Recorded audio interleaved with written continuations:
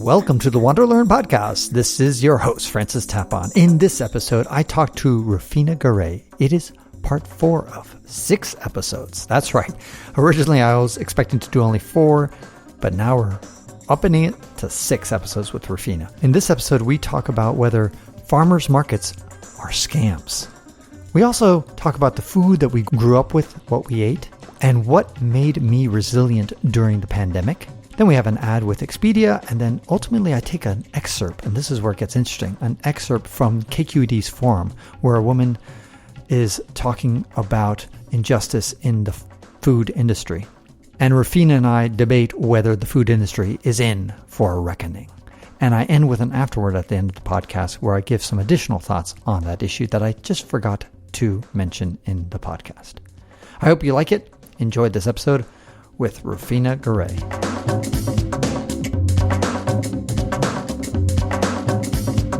There have been articles written, plenty of articles written, in fact, I can send them to you if you're not aware of them, that say that certain vendors at farmers markets are not, quote unquote, legitimate in the sense that they'll do things like buy food at grocery stores and just bring them over there, or they're not local, all sorts of basically quote unquote scams. If you just Google farmers market, either scam and that kind of stuff. And so how do you distinguish? Do you ever worry about that? Think about that when you go around? I don't here, mainly because I was a board member for the Jefferson County Farmers Market previously. And there are standards in place, like policies as to who can be a vendor, and there's even like a scoring matrix on those things. And we do, in this area, we have typically required people to, disclose how they're making their products, in the sense that are there incorporated products from other people? Are you making it yourself? Or are you just repackaging somebody else's product? Okay. So do you think that most people have those kind of oversight as you have? Maybe not. I think farmers markets are kind of in a revival of sorts, particularly post-pandemic. When the supply chain got disrupted for meat products, even more people were turning to their local farmers markets to obtain them.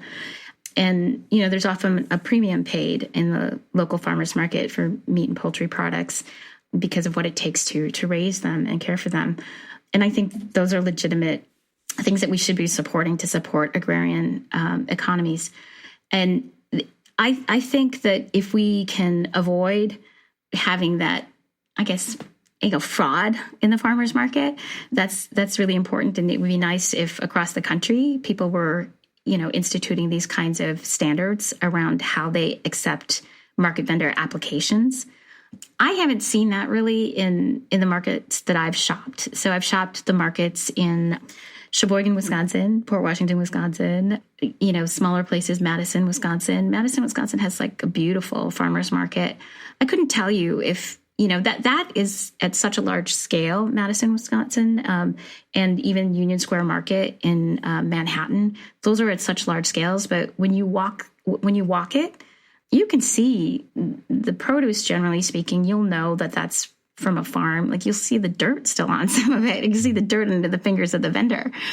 But when it comes to the prepared products, it's a little bit harder to tell. So that's really about the due diligence of the people who are monitoring the applications. And, I think people want to know the traceability of their food more and more so. But more people need to be educated about that as being a positive thing that you would want to know. When we have these crises of consumption, where you have spinach having E. coli and moving around the country and not knowing exactly how it happened until, the research and investigation is done post-mortem for some people, that's when you realize traceability really matters, right? We need to know where it came from in order to stop the problem. So I think farmers markets for me feel like a really holistic way of getting great fresh food that, in terms of quality, usually does better than the stuff you get in the grocery stores. Fair enough. All right. Shoot, next question. Yeah. So tell me, I'm curious about this because you have such a rich history. Your mother was Chilean, is that right? Yes. And your father was French. Correct. I'm wondering how that showed up at the dinner table and whether you have, food and memory entangled together from some of your experiences in the home. It's an interesting question. My mom, she cooked all the time. My dad never cooked. And so whatever culinary influence came from Chile. I remember asking my mom at the age of 22, like, why haven't you never given me peanut butter? And she said, because I didn't like it. I discovered peanut butter at Amherst College. And she was just wow. like, I just didn't like it. So I'm not going to serve you something I don't like. And so I never discovered peanut butter until I was like 20. Over time, my mom became more and more vegetarian. She let up more and more on the salt because I think my dad had a high blood pressure or something like that. So he had to reduce the amount of salt that she put in. And she became more and more vegetarian. The portions of meat and everything and animal products became less and less over time. And so that was the evolution. What about you? For me, food is definitely entangled with memory. I grew up mostly with Filipino and American cuisine, what my parents understood of American cuisine, which ended up being kind of distorted at times. Like it's a strange thing. What, you put like pineapple on your pizza? No, I don't do that, but the rest of my family will.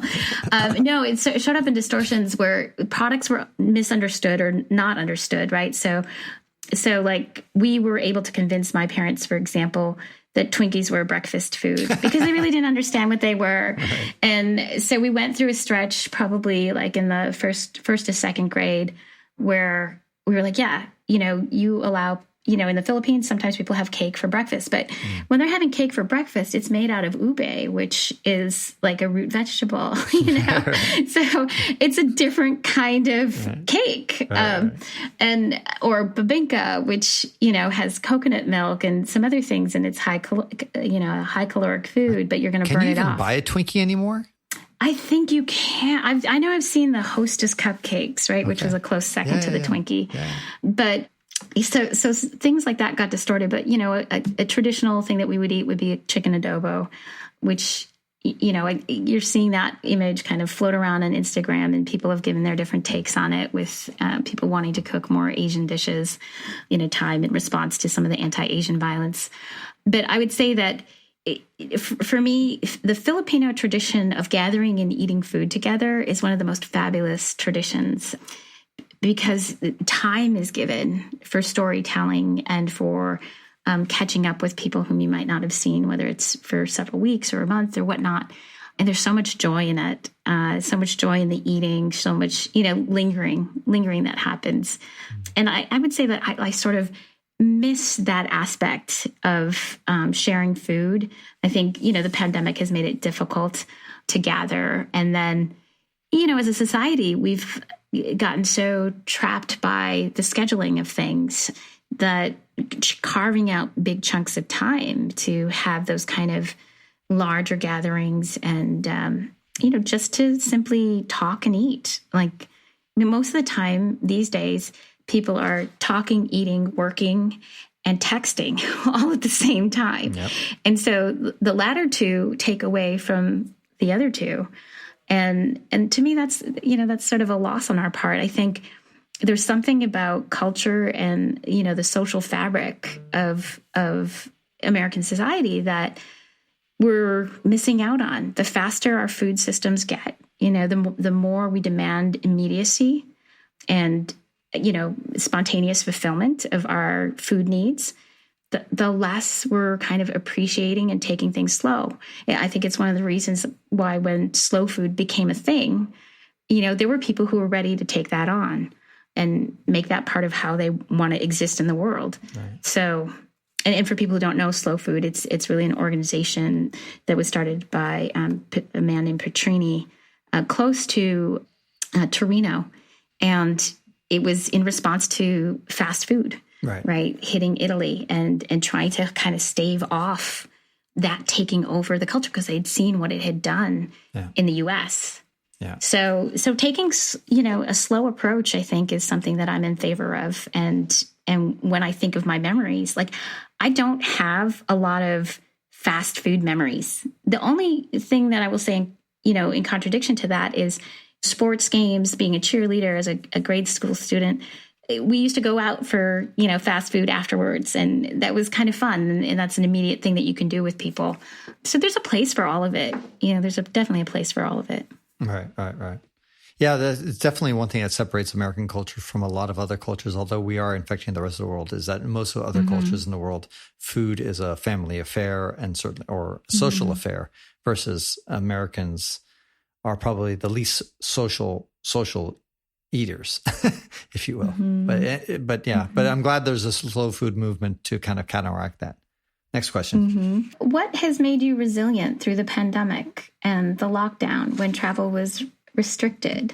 I'm just curious about that just generally. I know it's like a non sequitur, but I just think there's so much of what you talk about in terms of transformation and travel, and in your TEDx talks, there's a lot of education you're offering to people who are ready to hear it and to think differently about their travels.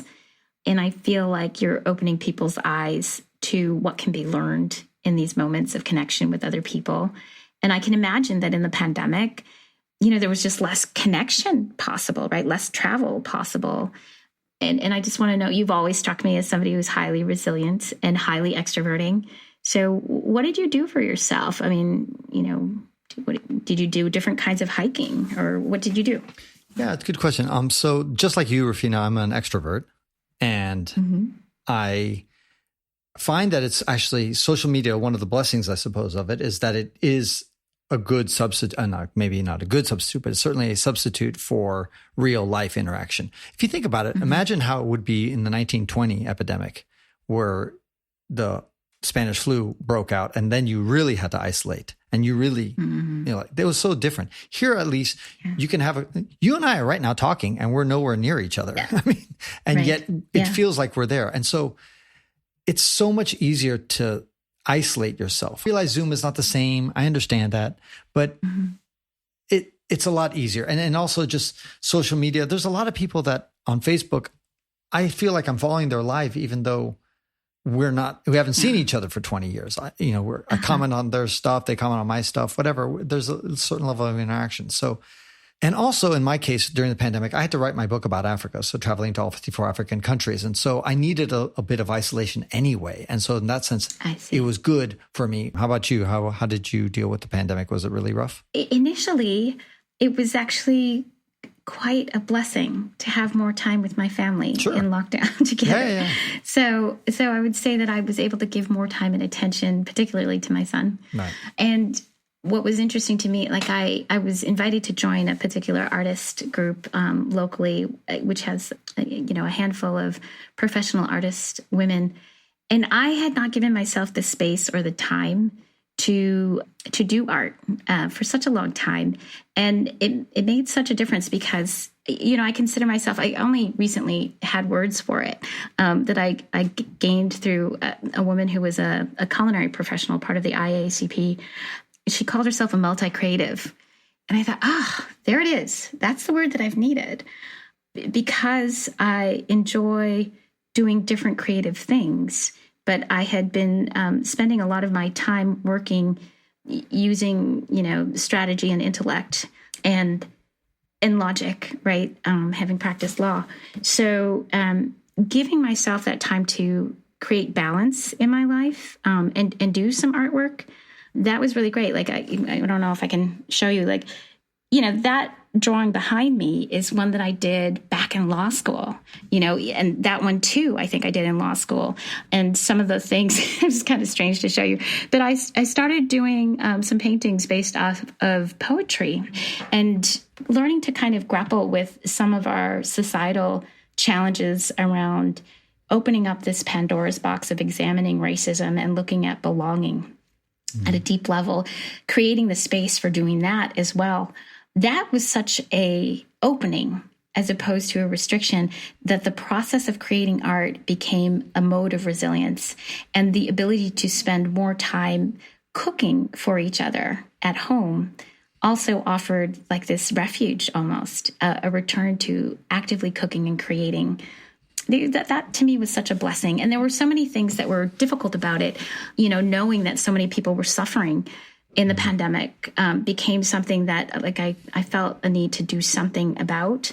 So I joined a group of people meeting by Zoom, and we served as the county's food system resiliency task force. whereby we kind of made recommendations to the county commission around how to use money that came in from the Federal CARES Act. And so at the time, I was serving as a board member for the farmers market, and we knew we had this SNAP match program that could basically give dollars for spending at the farmers market. So in two ways, it really helped people. One, it helped people who needed more funds to buy food, because we had widespread layoffs.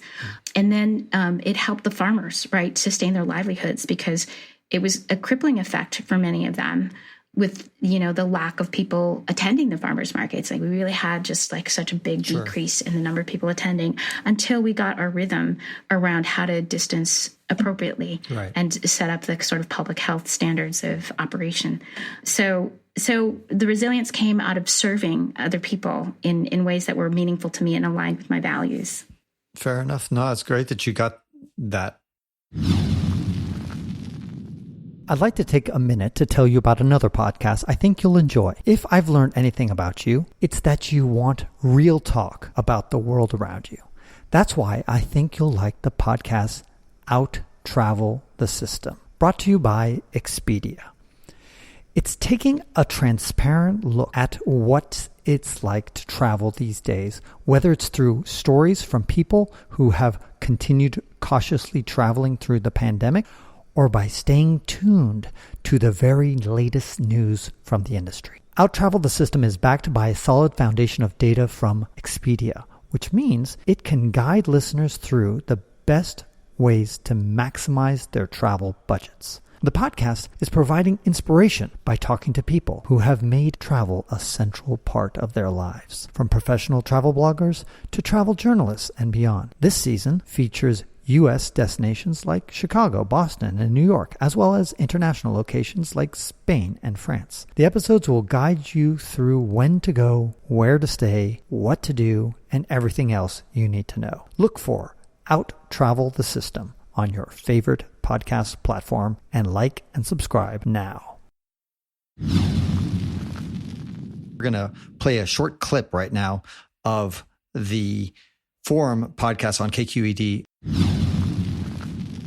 The restaurant industry prior to the pandemic was the nation's largest, one of the largest, second largest, in fact, and absolute fastest growing private sector employers, nearly 14 million workers prior to the pandemic. But it's been the absolute lowest paying employer for generations, actually, since emancipation of slavery, when the whole structure of wages and tipping in this country was birthed at emancipation. It's a direct legacy of slavery, the low wages in this industry and the way in which tips have replaced wages. And so to me, the more that I've worked on this issue for the last 20 years, the more I learn, the more we organize, the more we understand that really this industry is the epitome of, frankly, racialized capitalism in the United States. The legacy of slavery that exists in the way that wages in our economy are structured. Frankly, unfortunately, the ways in which corporations control our democracy and the way people are paid and treated. It's a very gendered issue, given that the vast majority of tipped workers in the U.S. are women. It's a very racialized issue, not just because of the legacy of slavery, but the way in which, unfortunately, tips reflect our biases as Americans. And so to me, it is the epitome of what is really at the root of the structural problems we need to address in this country, the intersections of race, capitalism, and gender that have resulted in severe inequities that are resulting in right now, as we emerge from this pandemic, frankly, our inability to fully recover. We are not going to see the restaurant industry that we had prior to the pandemic come back in the way it was, unless we address these issues. Because frankly, in this moment, workers are not willing to go back to the industry that was there before. She talked about how the food industry is in for a reckoning. What do you think about what she said, Rufina? I think she's right about the reckoning having to happen, right? To sort of bring ourselves back into alignment, because we're recognizing, after the pandemic, how stretched thinly the industry is and how incapacitated restaurants and the food industry are to meet the needs for a sustainable livelihood with healthcare to provide to their workers.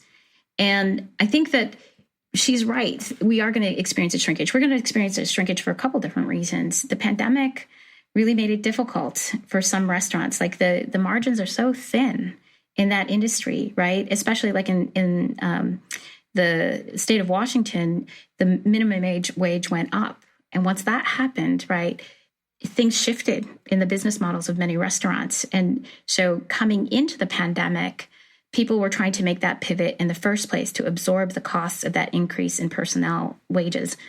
And then when the pandemic hit, right, the cost of operation to pivot with all the different needs and with the lower number of headcount in the restaurants, it became crippling to some restaurants. And so without like the federal monies to kind of subsidize this time period, it really put a lot of, people in jeopardy in that industry. So we're going to see shrinkage no matter what. And the expectation that she talks about to expect less restaurants because of the need to kind of give greater quality to, what's provided to the essential workers, I think that's possible, but I think where she's a little bit mistaken is in thinking that it's going to be like this grassroots effort. And maybe I misunderstood that from the podcast, but the way she was talking, I sort of felt like she was thinking, there'll be this like proletarian uprising from the ranks of line cooks and prep cooks. It's just not going to happen because as people are vaccinated, the people on the line have to live their lives. And it's kind of triage, right? Paycheck to paycheck. For a lot of people without healthcare in most cases. And, that whole cycle, right? It's not a virtuous cycle. Like if people are really essential, why don't we treat them that way?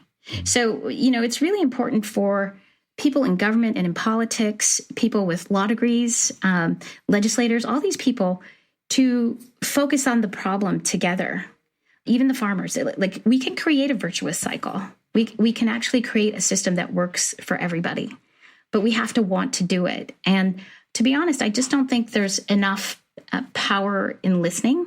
Like the people who have the decision-making authority, who can create the right kinds of laws to support the health and well-being and the sustainability of the livelihood of an essential worker, they have to be the ones to be advocating too.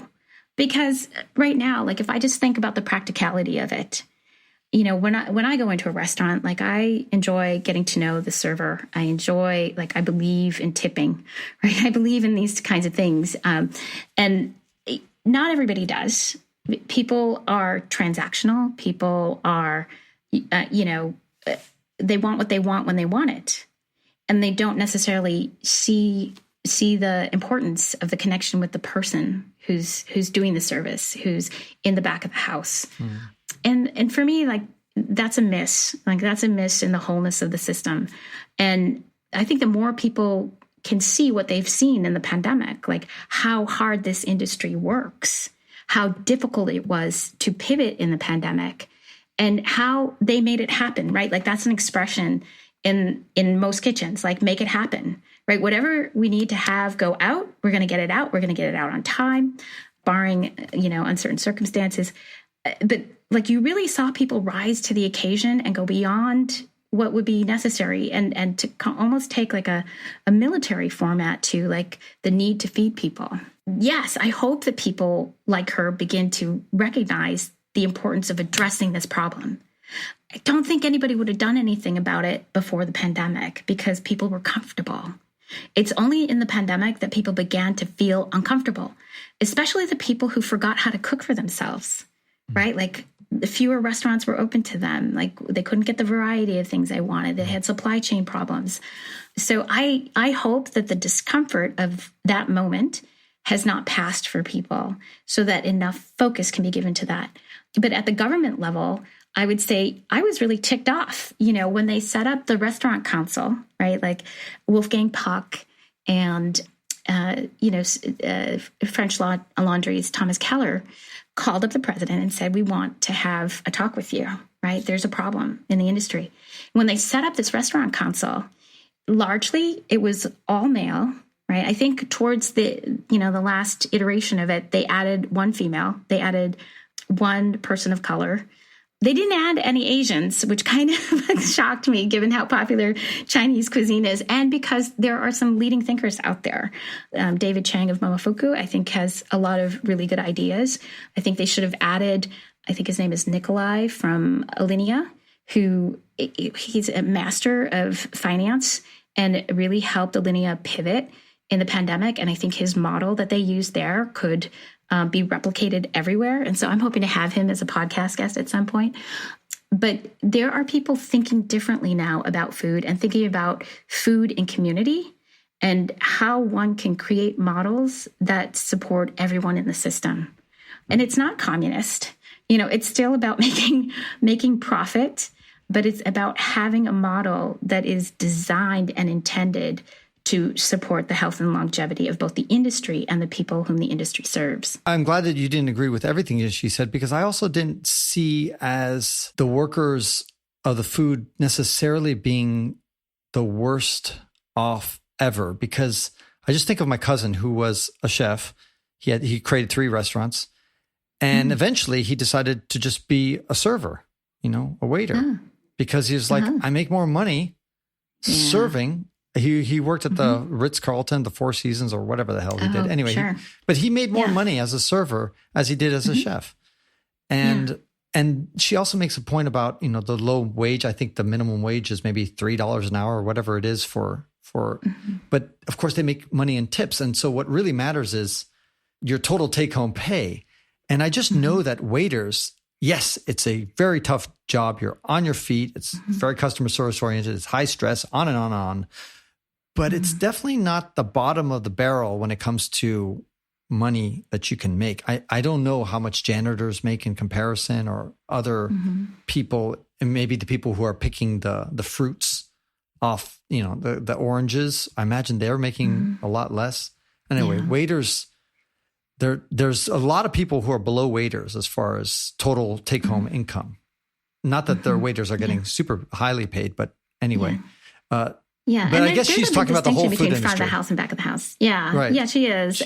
And when you look at back of the house wages, they're not, in my mind, with the cost of healthcare. But here's the thing, and the absence of it, it's not sustainable. But Rufina, what she said is, be prepared for, if we don't make these reforms, if we don't start paying food workers a lot more money and giving, that's basically comes down to what she's saying.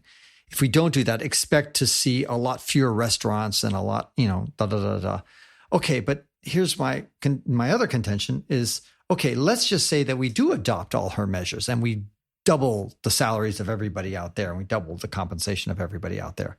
Well, you're also going to see half the restaurants. The restaurants are going to go away anyway, because nobody's going to be able to afford to go out. Right. So it just seems like it's doom or gloom either way. It could be definitely. I think there are different innovative ways to think about it. And part of it, one of the bright spots of the pandemic is some restaurants really thrived and they made more money than they normally made because it was all takeout.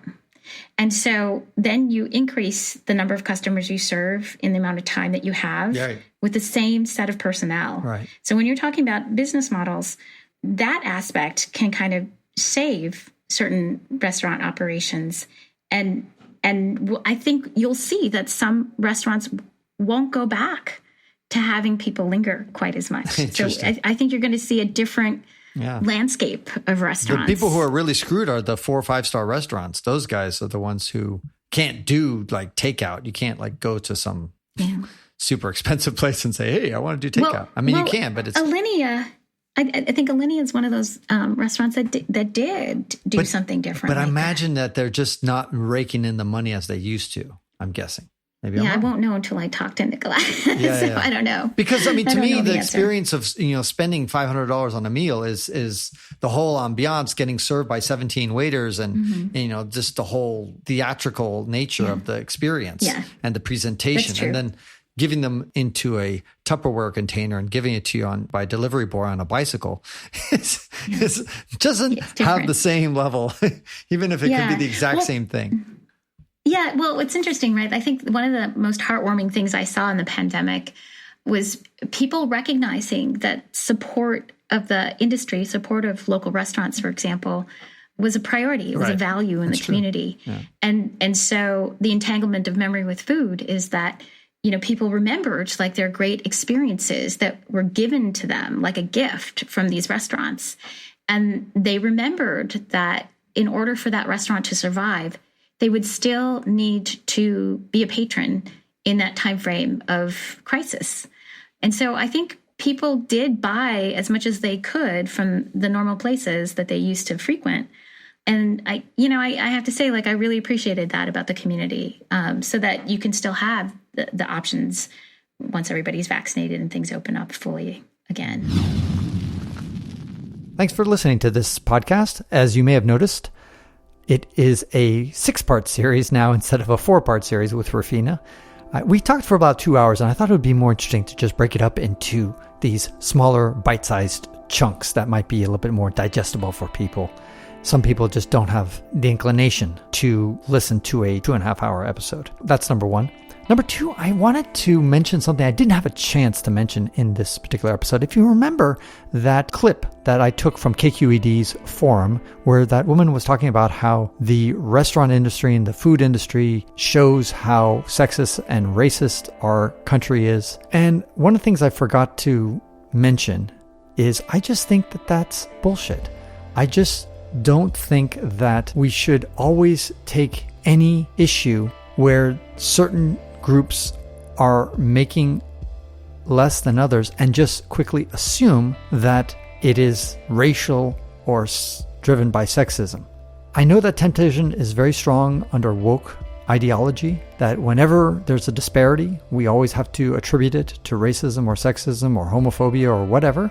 But I think sometimes we ought to not jump to that conclusion so quickly, because ultimately, whenever you take any data, you're eventually going to notice group differences. Always. You're going to notice that Russian Americans, people of Russian descent, score higher than people of Bulgarian descent. And does that mean that there's xenophobia against Bulgarians and there's something systemically wrong there? Not always and not necessarily. And so I think we ought to be careful about that. And specifically with the restaurant industry, she's talking about the fact that it's founded on slavery and that black people were serving white people and therefore it was abuse from the start and it's abuse until today. And most servers are women, and so they're the ones who are getting screwed. And I didn't go as directly as I'm saying it now. In the podcast, I was telling Rufina that I thought that people who are servers in the industry are actually getting paid a bit better than a lot of other industries. And if you're going to look for the poorest paid people in society, I wouldn't look necessarily at the restaurant industry to find them. I'm not sure exactly the statistics, but I just know too many of my friends who have been waiters who make decent money, compared to other people that I know that really are struggling a lot harder. If you look on an hourly basis, they're actually, when you include tips, doing okay. They're not rich by any stretch of the imagination, but they are not struggling as much as other segments. And that was kind of my point. And so therefore, to jump to that conclusion that there's sexism or racism built into this and we need to rectify all that, I just think we're seeing a demon where there's no demon. But tell me what you guys think. Do you think I'm full of it? Go ahead and make a comment. Go to WanderLearn.com and click on the latest episode, or you can send me an email at ft@francistapon.com. Don't forget to become a patron at patreon.com/ftapon, and also to subscribe to my newsletter at WanderLearn.com. Thank you again for your support.